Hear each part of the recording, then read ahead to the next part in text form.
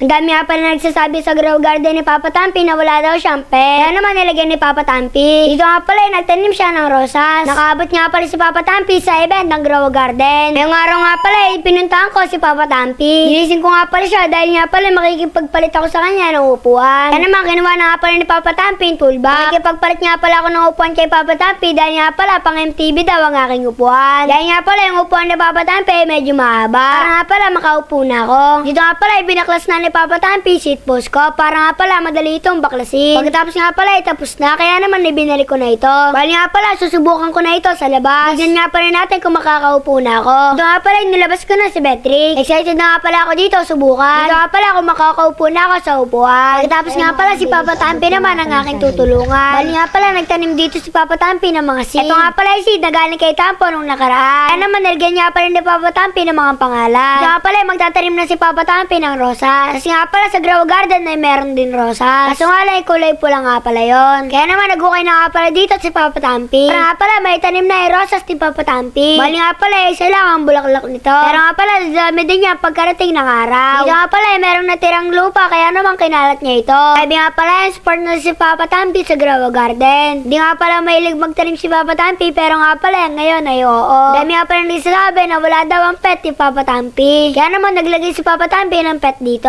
Dito nga pala ang nilagay niya dito ay chicken. Tapos nga pala nilagyan niya rin ng dog. O diba mga ka-David pare-pare sa grow garden. Dito nga pala nilapag na yung dog. Mukha nga pala meron gagawing masama dito. Dito nga pala meron ng bulaklak yung okra ni Papa Tampi. Kaso nga pala yung queen binatay na yung nalulunda. Kaya naman mga ka-David hindi niya ito mapopollinated. Suggest nga pala kaya mga ka-David kung may kulang pa. Kaya naman hanggang dito na lang ang story ni Papa Tampi. Dito nga pala pumasok na siya sa update. Bulit na lamang walang naging aberya. Kaso nga pala yung update ay parang simple lang. Kaya naman mga ka-David para nga pala matamlay si Papa Tampi dito. Baka lang siguro inaantok. Meron harvest shop. Ingat ito harvest shop guys. Summer seed pack, Delphine seed.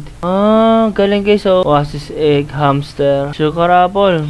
Meron daw, stock. Oh, ano na naman to? Nalangoy ako guys, oh. Nalangoy ako, si Tampo. Tulog. Langoy, langoy tayo guys. Bakit tayo dito? Diba meron dito sa taas guys? Yan, kunin natin to guys. Pineapple, ay wala. May tanning mirror. Bili tayo ng tanning mirror. David, bumili ka. Magnifying glass, meron din. Ano ba ito? Guys, meron na akong magnifying glass guys. Testingin na natin dito sa garden. Testing nga natin dito sa sugar apple nating malaki guys. 160. Ang galing guys, no? Dito may rainbow ako dito eh. Tingnan natin itong rainbow. Ang galing guys, nakikita no? Ang galing nitong magnifying glass.